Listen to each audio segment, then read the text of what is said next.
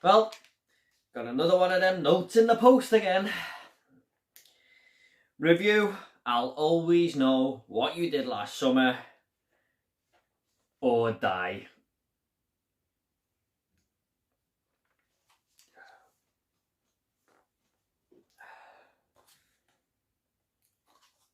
This film.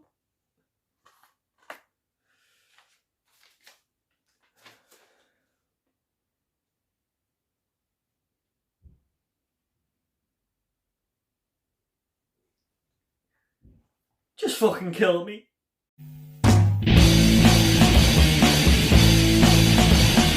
What is up everyone, I'm back again with another horror revisited episode, and this is going to be for the 2006 film I'll Always Know What You Did Last Summer, and this is directed by Sylvian and stars Brooke Nevin, David Paco and Torrey DeVito.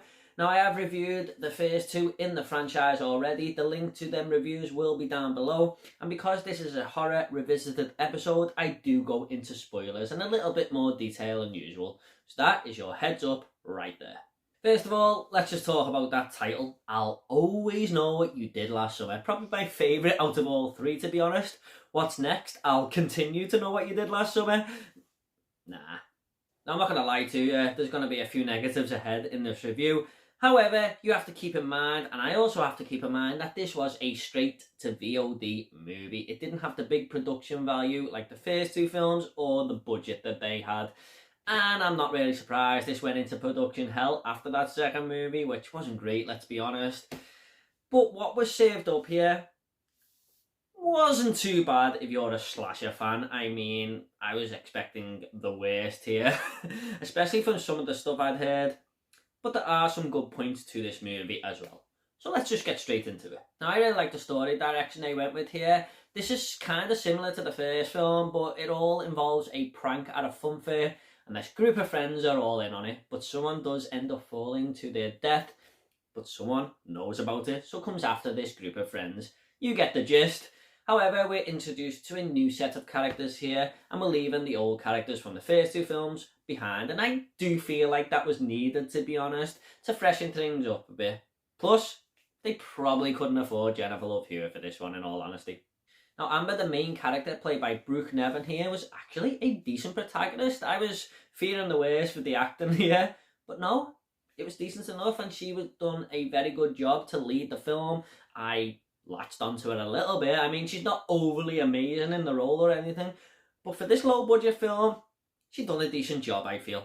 In fact, all the characters here were decent enough. I was expecting terrible performances all round, like I just said, but we don't get that. They're not anything special, but they do a job for this straight-to-VOD film, and in all honesty, I liked all these characters more than Freddie Prinze Jr.'s character, who is the worst in the whole franchise by a mile, so that's a plus for this film at least. Now, the biggest problem with this film mainly lies down to the directing and editing. Wow, what were Sylvian and his team thinking here? It mostly happens in the night scenes or someone being murdered. It's just camera zoom, flash, cut, camera zoom, flash, cut, camera zoom, flash, cut, camera zoom, flash, cut. Oh my god, it was so hard to watch. It was near damn impossible. I felt like I was in a nightclub at 3 a.m, blowing out my head on drugs. That's what it felt like to watch. Here's a quick example.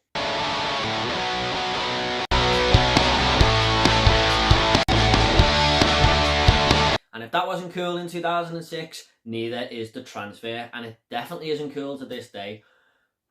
It looked so grainy, it looked terrible, and I'm not really blaming 88 Films or whoever puts out this Blu-ray in other countries, because I just don't think they've got much to work with because the way this film's shot, and why should they care if Sylvia White didn't really care? I don't know, maybe that's just me guessing, but this looked like a VHS, it really did. It was so bad to look at. Mix in with all that editing. Yeah, it's a bit of an eyesore at times.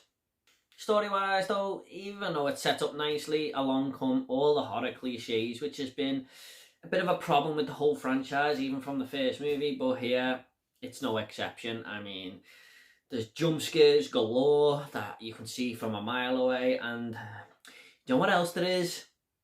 a dream sequence, but not just a dream sequence, a double dream sequence, which makes it 10 times worse. I'm just not a fan of dream sequences, unless it's the Nightmare on Elm Street movie, of course. But here, they are so weak. And that double dream sequence was the worst part of the whole franchise for me, never mind this film. Now, there is a cable car sequence in this film that destroyed my soul. It really did. Brooke Nevin's character, Amber, gets in this cable car in the middle of a lightning storm, by the way, you know.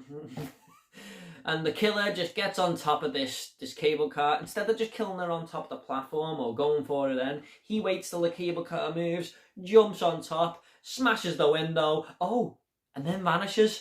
Come on, man. Do you think I'm fucking soft? Who made this choice? Now, we are all here for the kills, of course, and while I still think I Still Know What You Did Last Summer is probably the best out of 3 for that, they're not too bad here. I mean, they are pretty mediocre though. One of them involved a throat slash, which looked pretty good actually. The special effects were decent there, but most of them were just hooks, yeah? You know, the old typical hook and that's it, camera cut.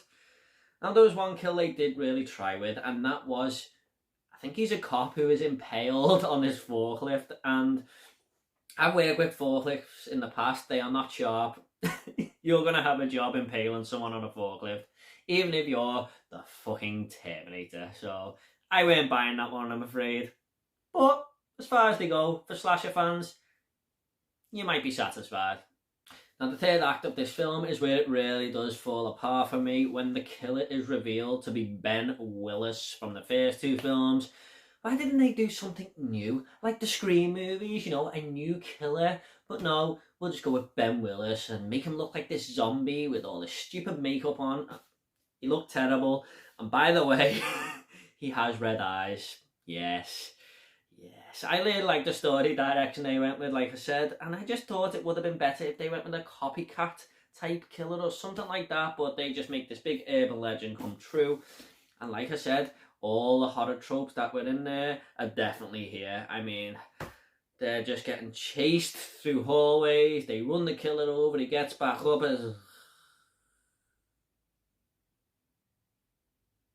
Now, like I said, this is a VOD movie, so you've got to excuse some things here. This does have a good start. It's got some okay kills, but it definitely dips as the movie goes on.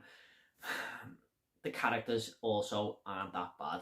However, I feel like this is probably the weakest one in the franchise, through no fault of its own. Maybe with a bigger budget they could have done something better, but the editing and directing here is no excuse whatsoever. I'm just going to go ahead and rate this movie now.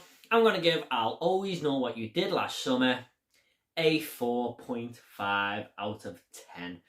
And the 0.5 is me being generous, as it doesn't have a big of a budget as the other 2. Okay, at the end of these reviews, I always like to leave a little fun fact. Now, a fun fact for I'll Always Know What You Did Last Summer is that this was actually announced in 2000, and a script was set with all the returning characters coming back. However, this went through production hell, and a new script was formed for a new bunch of characters.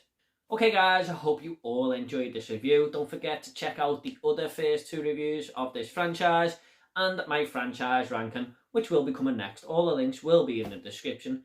And if you want to comment about I'll Always Know What You Did Last Summer or any of these movies, leave it down below and I'll reply to every single one of you, I promise.